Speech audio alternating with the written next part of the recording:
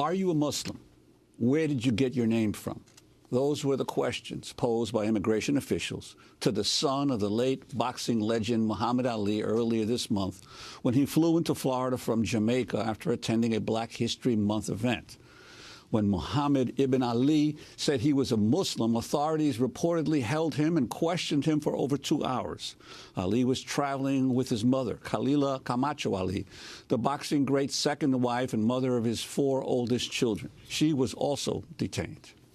The incident occurred on February 7th, days after Trump signed the executive order banning people from 7 majority Muslim countries. For more, we're joined here in New York by Muhammad ibn Ali and his mother, Khalila Camacho-Ali, and their attorney, Chris Mancini. We welcome you all to Democracy Now! You know, I just went to Montego Bay also last week. Really? I flew in back to the United States, and no one asked me about my religion. Muhammad Ali Jr., or Muhammad ibn Ali, can you tell us what happened to you when you flew in from Montego Bay on February 7th? Yeah, we was all headed to baggage claim, and immigration pulled me aside and asked me a series of questions. The first question they asked me was, what's my name? The second question was, where did I get my name from? And the third question was, what religion are you? And so I answered, my name is Muhammad ibn Ali.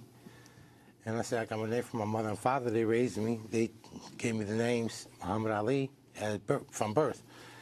And I said, I'm Muslim. Obviously, I think they didn't believe me, so they took me into another room, the room in the back, and asked me the same series of questions. And so it really struck me as a surprise, shock, and awe because I'm an American citizen. So I don't see why he even stopped me in the first place. But what did he keep asking you there?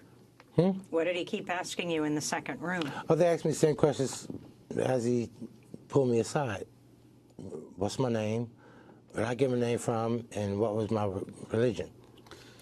And Khalila Camacho-Ali, you were both separated, right? Well, you come in together. What happened to you? We all came in together. We was in wheelchairs because I can't stand on my legs. I don't he either.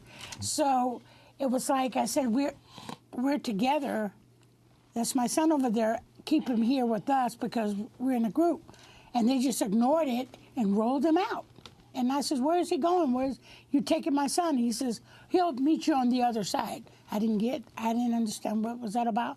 And they said, and then so they told me to go around and go in another room. And I was going, why are they separating us? That's what sent the red flag. Obviously, something was in place. Whether they had a ban going or not, something was already in place for this action. So they asked me the same thing. What did they ask your you? name? He says, well, we know you're Muhammad Ali's wife. Okay. Well, where do you live? And what is your religion? And I says, my religion? Are you kidding me? I said, that's a personal question. I said, is my papers in order? They said, what is your religion? I said, okay, I'll comply. And I said, I'm a Muslim. I totally was freaking out. I go, what's going on? I didn't understand. I says, my papers on. We just want to ask you a few questions, that's all. You know, I mean, they were very kind, but they never said why they asked me a question. Now, apparently, since then, they have said that they weren't stopping you because of your religion, Muhammad. Do you believe that?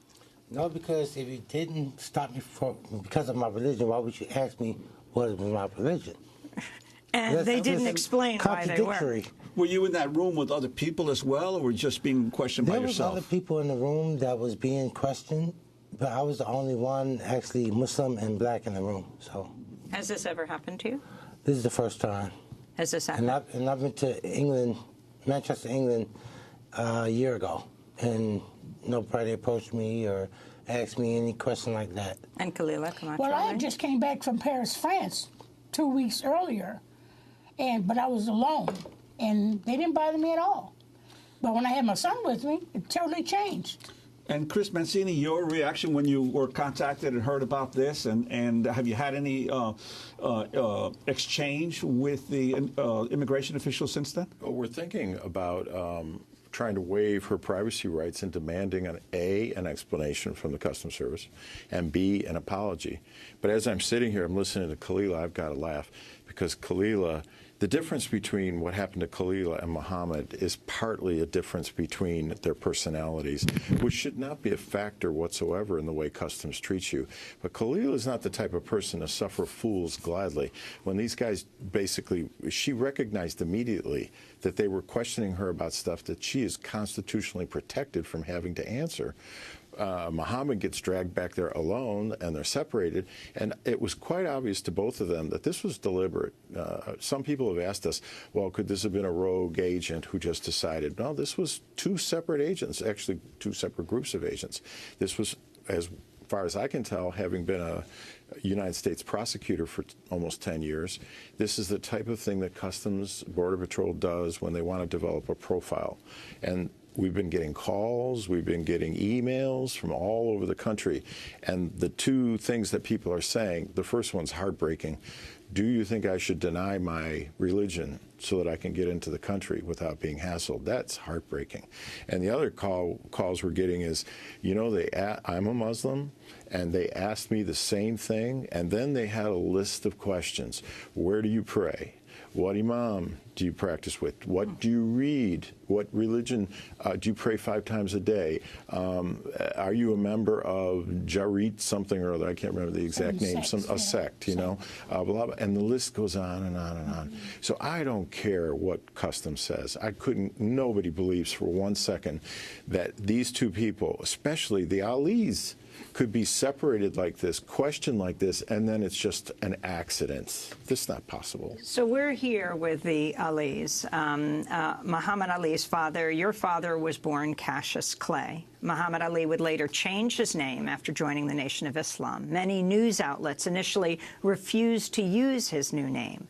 The debate over his name even extended into the ring. During a famous 1966 interview with Howard Cosell, Muhammad Ali accused challenger Ernie Terrell of being an Uncle Tom for refusing to call him Muhammad Ali.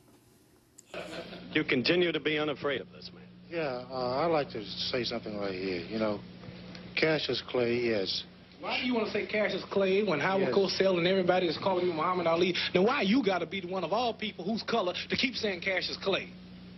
Howard Cosell is not the one who's going to fight you. I am. You make it really hard on yourself now.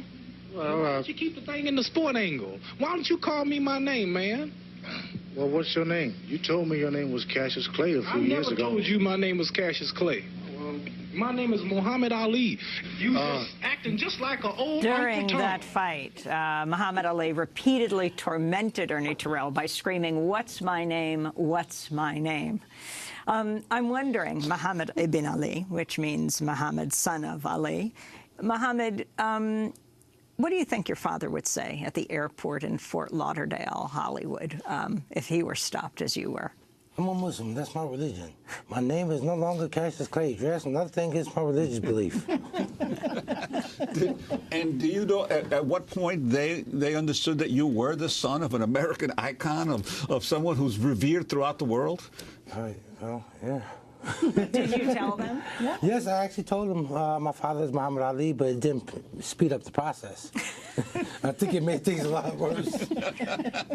Well, you know, I had pictures of me and Muhammad at the airport because there were travelers asking for autographs, and I said, "See, this is me." And it kind of cooled off, but still, they detained me anyway. And it's just. Are you planning to sue? We're planning to take some type of action. I don't know if we're going to sue yet or not, but it's still in the air. Can I throw in a comment? Yes, Chris. Yeah, First of all, don't you miss Muhammad Ali? Don't you? I miss him. But the Alis have become the focus. We're getting calls, as I said, from all forms of Muslim organizations, all forms of support groups. And I believe, although they didn't ask for this fight, they took on the wrong people. And I think they're going to become the focus and a rallying point for this struggle. Now, as far as a lawsuit, we're working towards that. Obviously, we're trying to get everybody who is similarly profiled to contact us or to contact an organization that we can work with. And if anything, Muhammad fought for respect. That's right. And so is his wife and his son. We have to carry on the legacy. And we have to help others, because other people who are immigrants that have a problem, they don't have a voice. And we have to stand there and be a voice for them. And just to think about the Muslims that's citizens in the United States, they go make their Hajj, like we have to do every once in a lifetime. You know, it's a practice that we do. And they go make their Hajj, and should they be worried about getting back into the country and to their families? Well, it cannot be denied the Alis are fighters. I'm Amy Goodman with Juan Gonzalez. Thanks so much for joining us.